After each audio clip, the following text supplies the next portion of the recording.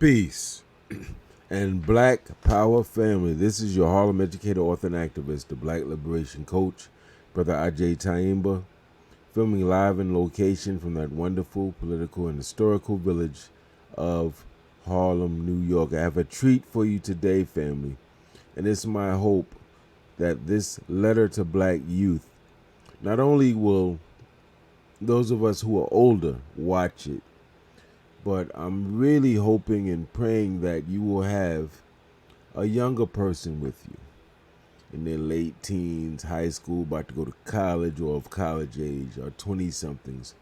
All over the world need to hear this as well. And it's a letter that I'm going to read to you.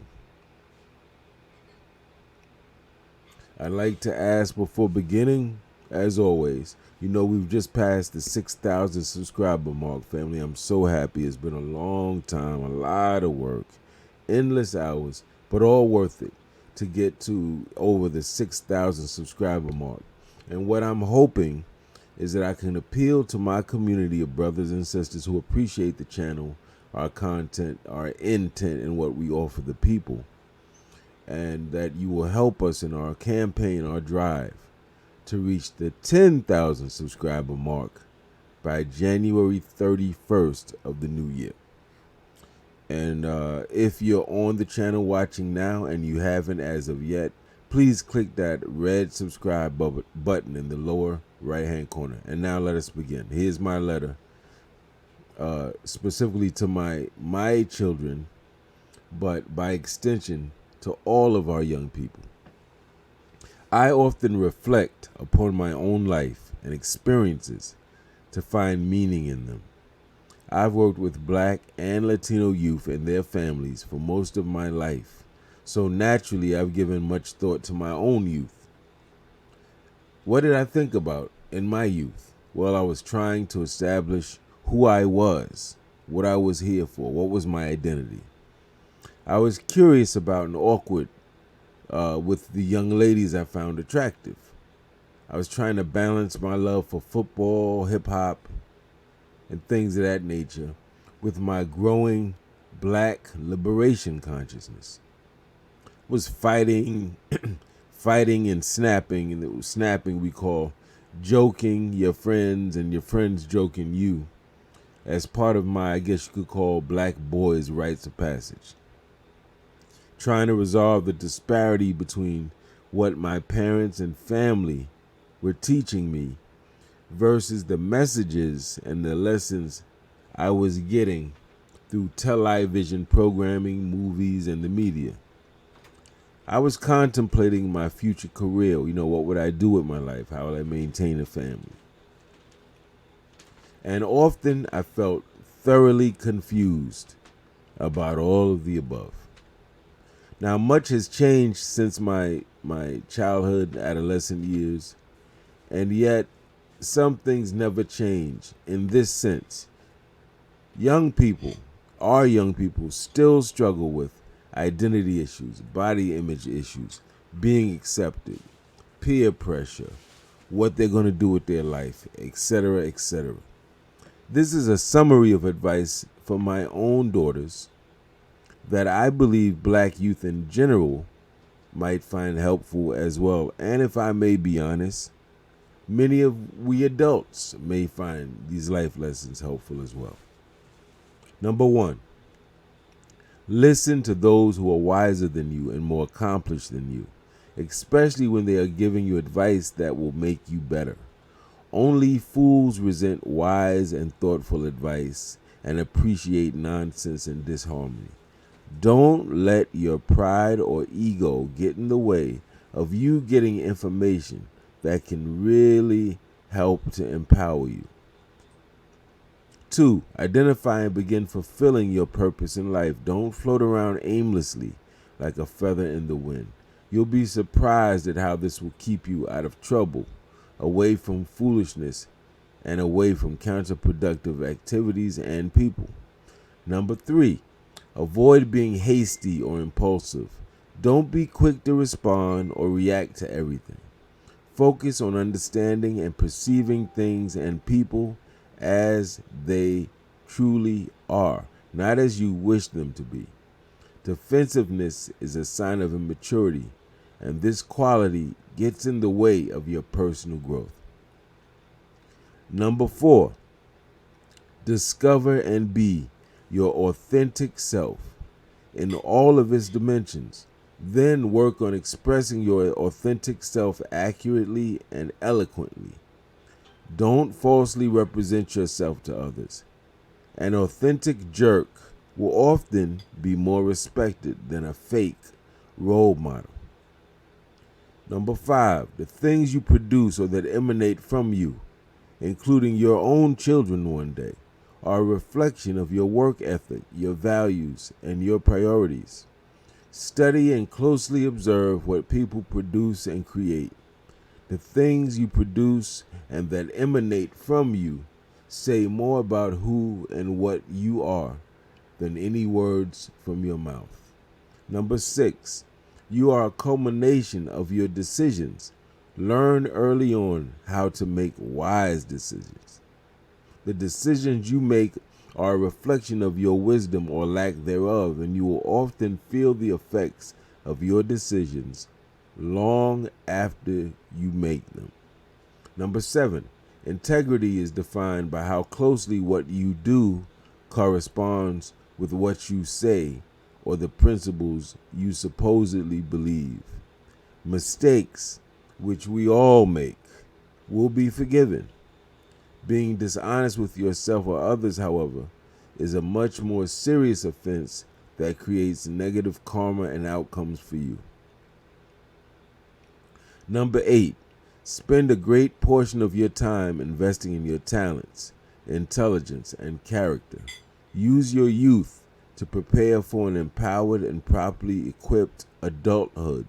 It's never too late to learn and prepare, but such things become much more difficult and complicated with age as career, health, and family obligations become involved.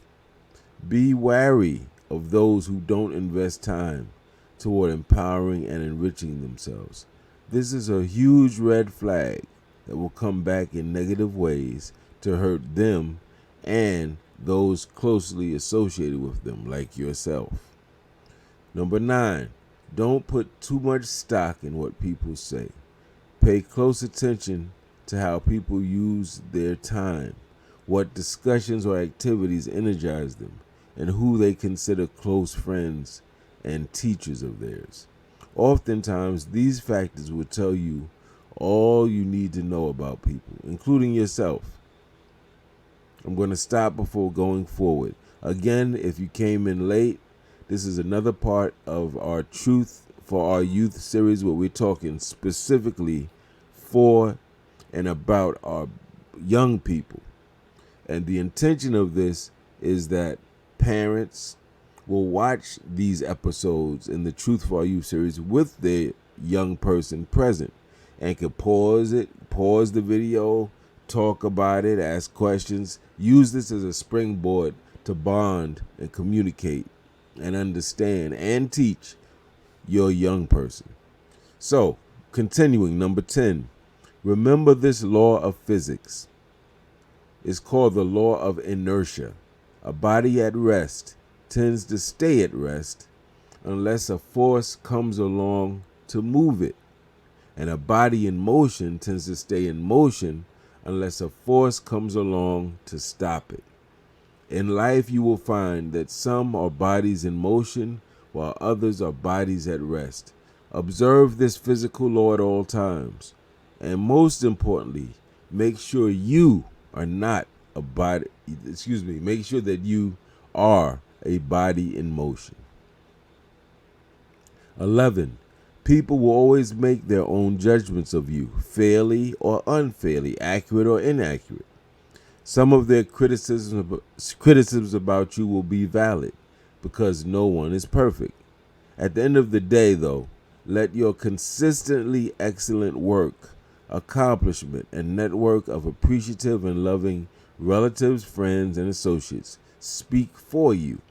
Also, be aware that some will resent and envy you, or hate on you, as the young people say. Don't assume that your haters will only be people on the outside. Many times, they will be people in your inner circle who claim to like, love, or respect you. Don't be foolish. Anybody can be envious or jealous or resentful of you. Number 12, leave a legacy. Live your life with such intensity, purpose, and excellence that others are inspired by your example and your accomplishments. Don't just read history, watch television, and live vicariously through the achievements of others. Make history yourself and make your own dreams come true. Distinguish yourself from people who talk big but produce nothing of value. Be a useful resource to others. You should always be asking, how, not just how can I be more pretty or handsome, muscular, or in good shape. How can I be more useful? Number 13, speak and act with authority and confidence. This world destroys and violates the weak and timid. Number 14, develop the habit of reading between the lines or seeing what lies beneath the surface. Don't be a fool, be a thinker. Number 15, no matter how empowered you are, you will sometimes make mistakes, experience errors of judgment, or even cause pain to yourself or other people. Be willing to humbly admit your errors and make amends when possible. Rather than beating yourself up or staying in denial, work to learn from your errors and become wiser from them, and never fail to apologize when you have hurt someone, intentionally or otherwise. Because hurting people is never good. Number 16, anticipate and learn how to deal with defeat and pain, what we might also call trauma. You will experience these things no matter how intelligent or talented or nice you are. When faced with life challenges, give yourself some time to cry, complain, or vent. Then, quickly get to work on solving the problem and overcoming the challenge. Make sure you understand the true nature of the problem and don't make it larger or smaller than it really is. Calm down and think clearly. Don't become overly dramatic, but become peaceful and thoughtful. Number 17, choose friends wisely. Too often our friendships are chosen arbitrarily, according to things like proximity, living in the same building, in the same neighborhood, or attending the same school, or working at the same job. Friends should be chosen based on a more far-reaching criteria, like similar interests, similar values, similar goals, and what we might call complementary personality traits. Also, know that people bring different things into your life. Some bring fun and stress relief. Others bring engaging conversation and stimulating thoughts. Some inspire you or console you when you're down. However, if you find yourself dealing with issues of envy, negative confrontation, or competition far too often, or attacks to your spirit, this is a friend you do not need or want. And that's it, family. That is what I have for you. I hope that you found this helpful. I really, really, really hope that some teens and 20 and 30 somethings are watching or will watch this. This is part of my life's work. This is part of my personal mission. I take it very personally. It doesn't matter what degrees you have, how pretty or handsome your husband or wife are, how big your home is, family. These life lessons I just went through are invaluable. You couldn't put a price on these lessons. You couldn't give me enough. You couldn't say, oh, I'm going to pay you. No, it's not about money. It's about us helping each other in any way we can. And even with our pain and trauma, we can use it as a springboard to teach and reach others. Because at the end of the day, you will not be remembered by how nice your shoes were, how many sneakers you got, how much money you made, your cars, or how famous you are. You're going to be remembered by how you made people feel. You're going to be remembered by what value you added to other people. You're going to be remembered by how useful you were to yourself, your family, your community, and even the world. With that said, family, you know what I believe. No matter what's going on in our lives, you check out these life lessons. You try your best to understand and embody them. And we will win. Peace, Black Power, Wukusu. Thank you.